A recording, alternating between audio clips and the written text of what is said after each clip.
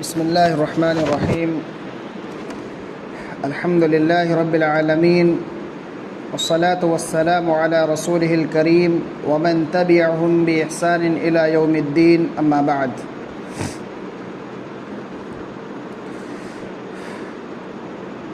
أعوذ بالله من الشيطان الرجيم. بسم الله الرحمن الرحيم.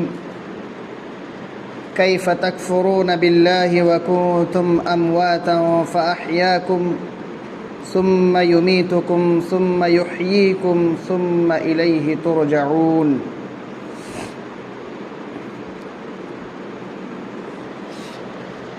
مصلیان کرام، پیچھے گزر چکا ہے کہ اللہ رب العالمین نے ایک مچھر کی مثال بیان کر کے لوگوں کو کیا پیغام دینا چاہتا ہے. ایمان والوں کا ایمان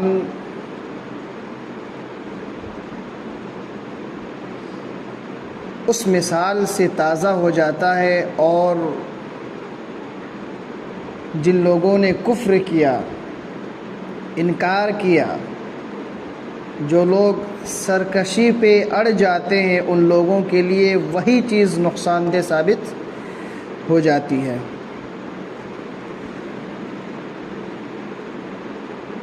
تو جن لوگوں نے انکار کیا، جو لوگ خساروں میں ہوں گے،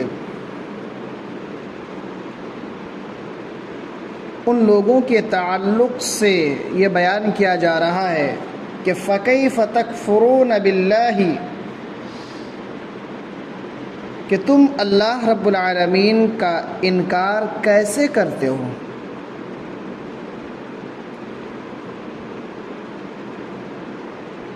وَكُنْتُمْ أَمْوَاتًا فَأَحْيَاكُمْ،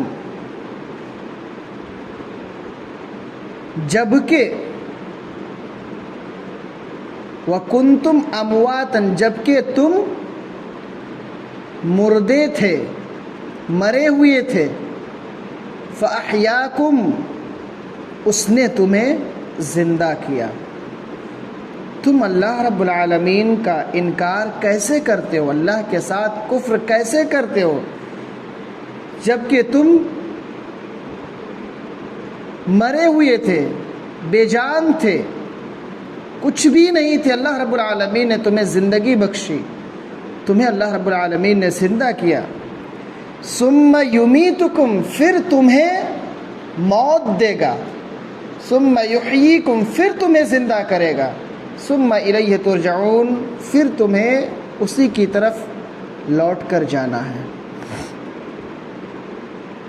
تو اس آیت کریمہ میں دو موت اور دو زندگی کے تعلق سے بتایا گیا ہے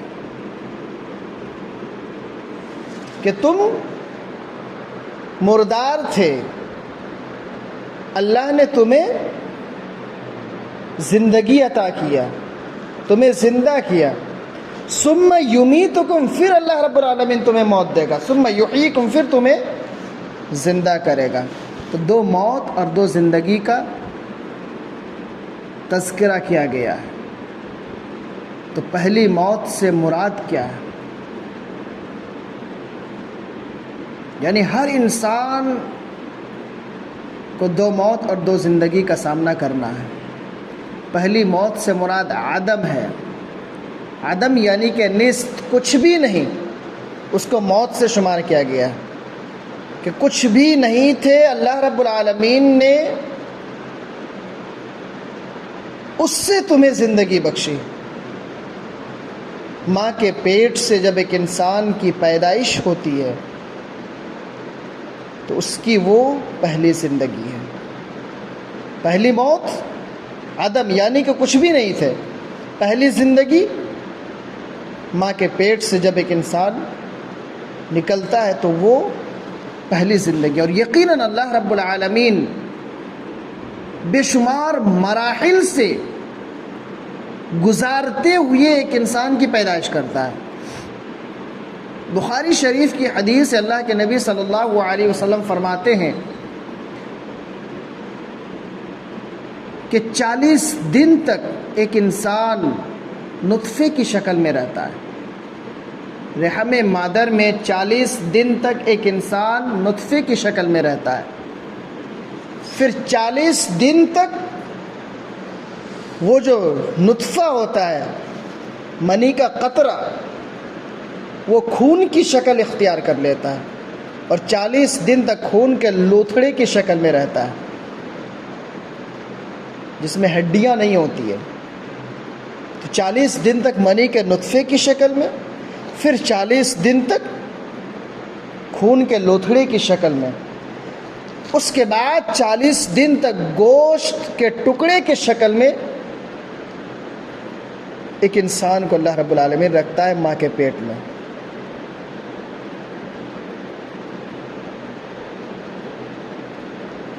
یعنی کہ 4 مہینہ مکمل 4 مہینہ ہو جاتا ہے۔ 4 مہینہ جب ہو جاتا ہے اس کے بعد اللہ رب العالمین ایک فرشتہ کو بھیجتا ہے اور اس سے کہتا ہے کہ 4 چیزوں کو لکھ ڈالو۔ جب ایک بچہ ماں کے پیٹ میں ہوتا ہے، 4 مہینے کا ہوتا ہے، اس وقت فرشتے آ کر کے اس میں روح ڈالتے ہیں، پھر 4 چیزیں لکھ دی جاتی ہے۔ پہلی چیز اس کی عمر کے تعلق سے کہ یہ کب تک زندہ رہے گا، اس کی موت کب آئے گی۔ دوسری چیز روزی کے تعلق سے، رزق کے تعلق سے،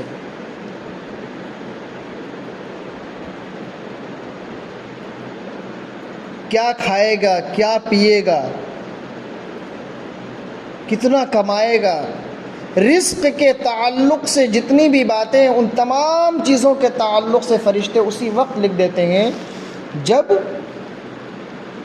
ایک بچہ ماں کے پیٹ میں 4 مہینے کا ہوتا ہے، تبھی رزق کے تعلق سے۔ تیسری چیز اس کے عمل کے تعلق سے کہ یہ نیک بخت ہوگا یا بدبخت ہوگا، وہ بھی لکھ دیا جاتا ہے۔ اور چوتھی چیز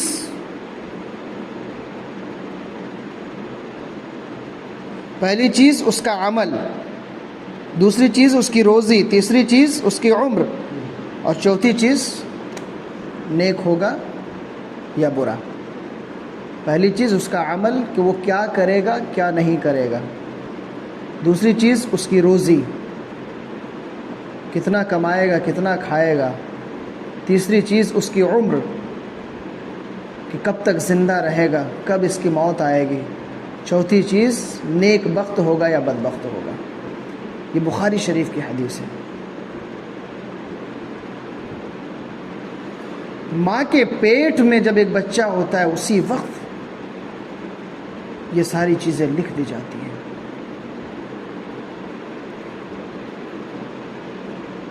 پھر اللہ رب العالمین اس کی پیدائش کرتا ہے تو وہ اس کی پہلی زندگی ہوتی ہے، اور پہلی زندگی ماں کے پیٹ سے پیدا ہونے کے بعد سے لے کر کے موت تک، یہ پہلی زندگی ہے۔ پھر اللہ اس کو موت دیتا ہے، تو یہ دوسری موت ہے۔ موت کے بعد پھر دوبارہ اس کی زندگی شروع ہوتی ہے اور وہ اخروی زندگی ہوتی ہے۔ تو یہ 2 موت اور 2 زندگی کا تذکرہ اللہ رب العالمین نے کیا ہے۔ تو وہی اللہ رب العالمین بیان فرماتا ہے کیف تکفرون باللہ وکنتم امواتا، تم اللہ رب العالمین کا انکار کیسے کرتے ہو جبکہ تم مردے تھے، فاحیاکم، اللہ رب العالمین نے تمہیں زندہ کیا، ثم یمیتکم ثم یحییکم، پھر تمہیں موت دے گا پھر تمہیں زندہ کرے گا، وإلیہ ترجعون، اور اسی کی طرف تمہیں لوٹ کر جانا ہے۔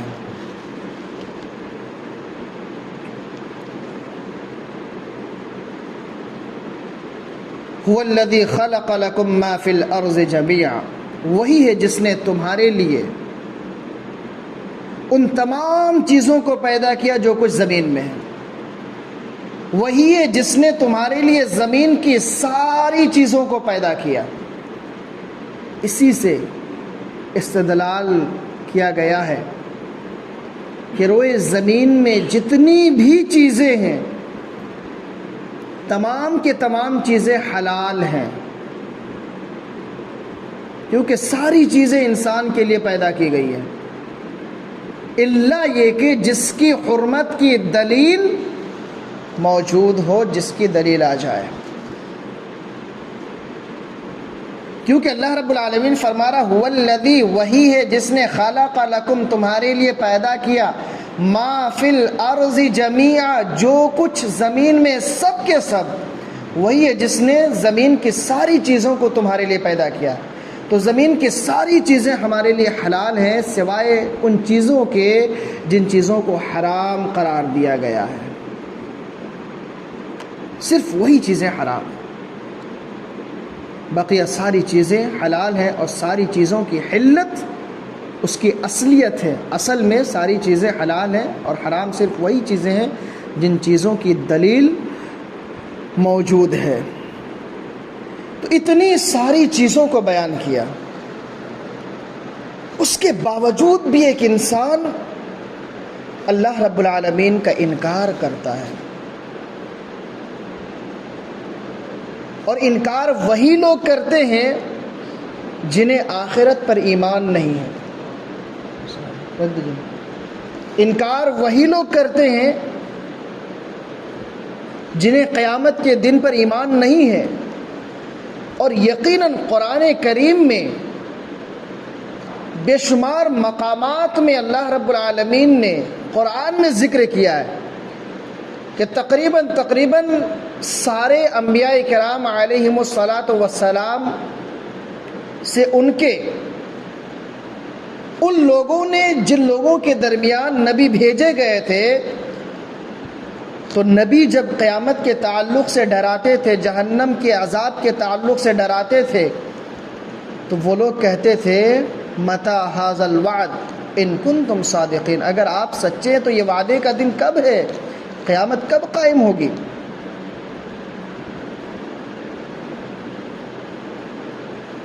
تو کہتے تھے کہ اگر آپ کہتے ہیں کہ قیامت قائم ہوگی، اس دن سے ڈرو، اس دن کی تیاری کرو، تو متی ھذا الوعد، یہ وعدے کا دن کب ہے؟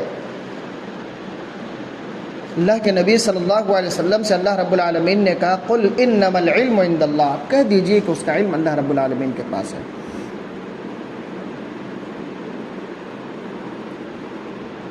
تو یقیناً وہی لوگ انکار کرتے ہیں۔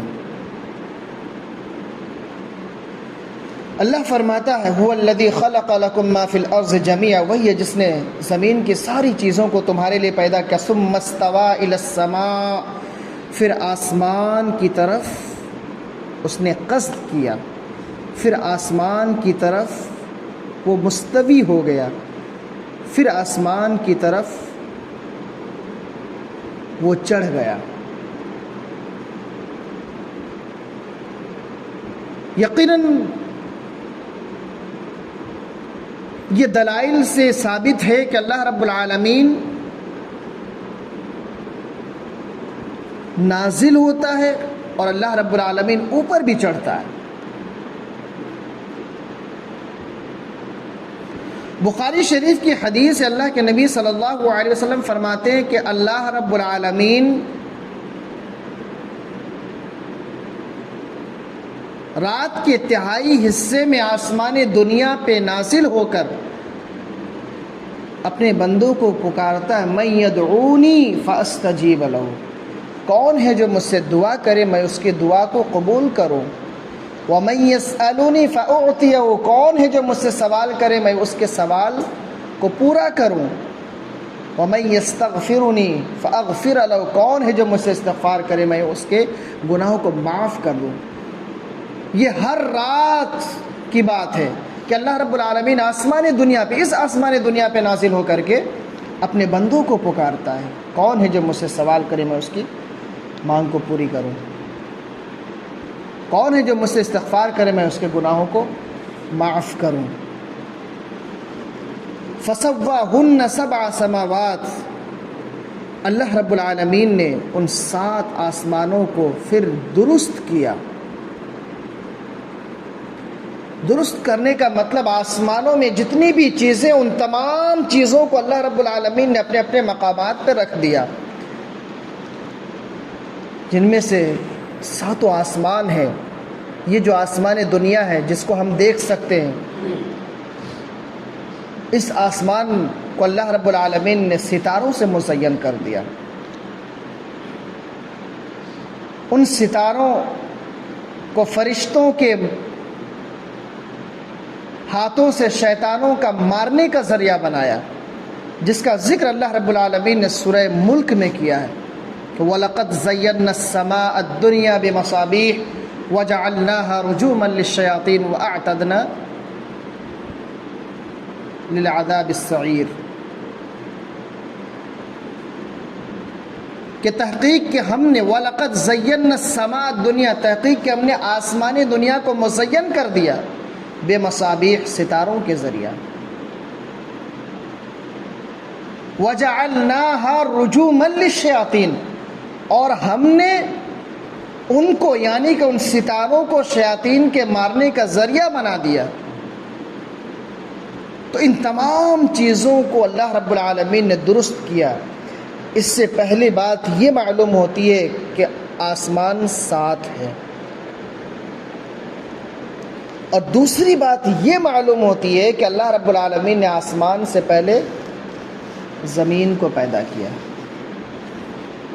پہلے اللہ نے زمین کو پیدا کیا، پھر اللہ رب العالمین نے اس کے بعد آسمان کو پیدا کیا، کیونکہ یہ قرآن کی آیت ہے۔ اللہ رب العالمین فرماتا ہے هو الذی خلق لکم ما فی الارض جمیعا، وہی ہے جس نے تمہارے لیے زمین کی ساری چیزوں کو پیدا کیا۔ ثم استوى الی السماء فسواہن، پھر آسمان کی طرف چڑھا اور اس کو درست کیا، ٹھیک ٹھاک کیا، اس کو اپنے اپنے مقامات پہ رکھا۔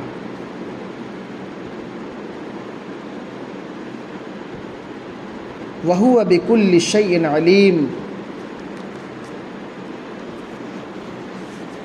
اور وہ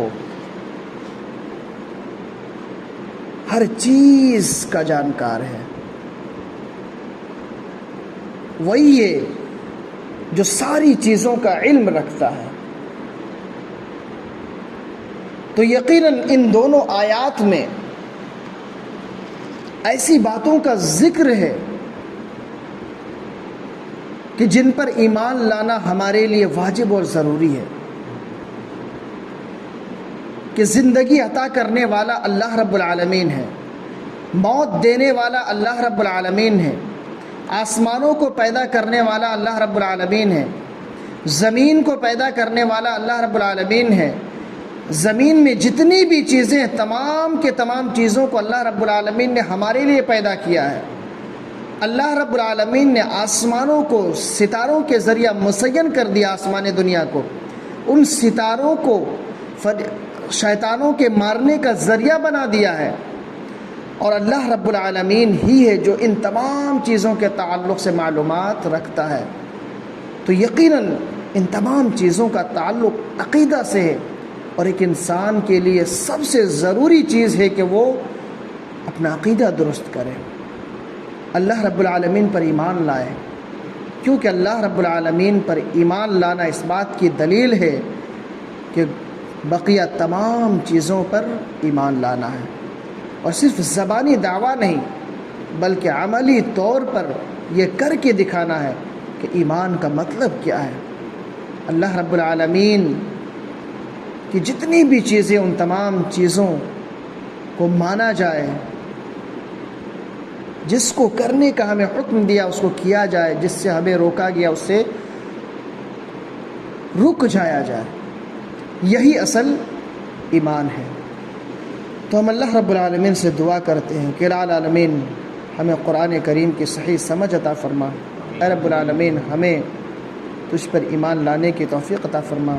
اے اللہ ہمیں اس دنیا کے فتنے سے محفوظ رکھنا، اور ہمیں عذاب قبر عذاب جہنم سے محفوظ رکھنا، جنت کے اندر اعلیٰ مقام عطا فرمانا، آمین۔ تقبل یا رب العالمین۔ سبحانک اللہم و بحمدک، اشہد ان لا الہ الا انت، استغفرک و اتوب الیک۔ السلام علیکم ورحمۃ اللہ وبرکاتہ۔